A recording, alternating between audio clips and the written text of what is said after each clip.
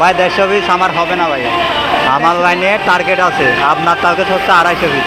ভাই আমার মালটা 10 তারিখ শিপমেন্ট, আর এই মালটা হচ্ছে কোয়ান্টিটি হচ্ছে 56,000, এই মালটা এখনো মাত্র বাইরে 10,000 পিস। তা আমি ভাই কীভাবে ভাই জবাবটা দেবো স্যার রে? এই 56,000 মালটা ভাই শিপমেন্ট দিতে দেওয়া লাগবে না ভাই? তা ভাই আপনার টার্গেট 250 পিস ভাই, এই 250 পিসের মধ্যে ভাই 150 পিস কবে হবে ভাই? হ্যাঁ আপনি একটা অপটান না, আপনি এই মালটা আপনি টাইমিং করেন, আপনি টাইমিংয়ে ভাই 250 পিস হয় ভাই। হ্যাঁ মালটা ভাই শিপমেন্ট দিয়ে আমাদের বেতন নিতে হবে 10 তারিখ। আপনারা যদি প্রোডাকশন না করেন আমরা কি বেতন দিতে পারবো?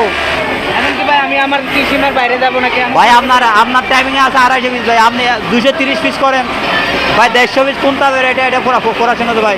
এই বুটে আমি ভাই স্যারের কীভাবে জবাবটা দেবো ভাই? হ্যাঁ ভাই আপনি ভাই স্যারের সাথে কথা বলেন ভাই, আইন ভাই আসেন। আমার 250 পিস টার্গেটে লাগবে না ভাই, আমি পারবো না তো। ভাই 250 পিসের কমে হবে না, আপনি সর্বোচ্চ 220 পিস করতে পারবেন।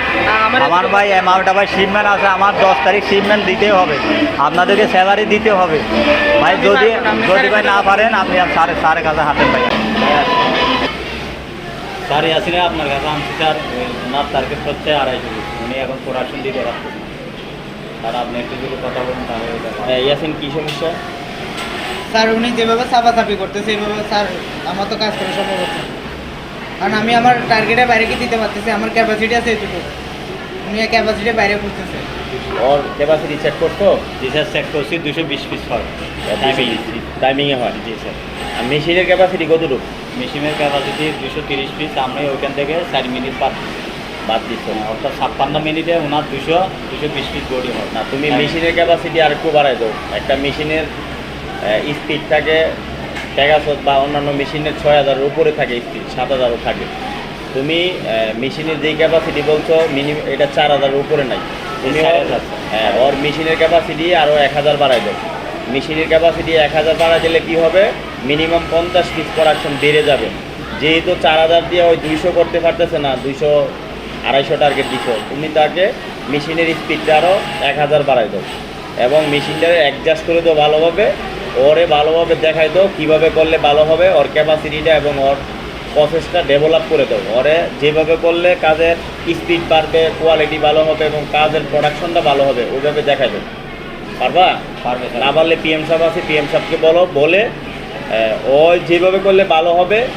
এমনও হইতে পারে বডিগুলো যদি সে দূরে রেখে করে, বডিগুলো আনতে যে সময়টা লস হচ্ছে, এটা প্রত্যেক পিসের যে সময় লস হচ্ছে 5 সেকেন্ড 2 সেকেন্ড 1 সেকেন্ড করে, এটা পুরা ঘন্টায় একসাথে যোগ করলে দেখা গেছে কি এখানে 5 মিনিট ওর এইদিকে ব্যয় হচ্ছে। বডিগুলো যখন কাছে রাখবে তখন কি হবে? ওর সময়টা 5 মিনিট ওর সেভ হবে, তখন ওর প্রোডাকশনটা 5 মিনিটের প্রোডাকশন কি হবে? আরও 20 পিস বাড়বে। আর মেশিনের স্পিডটা যখন তুমি বাড়াই দিবা ওখানে 50 পিস প্রোডাকশন বাড়বে, টোটালে 60-70 পিস প্রোডাকশন বেড়ে যাবে, তখন আর চাপাচাপি করা লাগবে না। ঠিক আছে ইয়াসিন? আর কোনো কষ্ট আছে মনে? হ্যাঁ এখন সুপারভাইজার তোমরা একসাথে কাজ করো, আমরা একটা ফ্যামিলির মতো।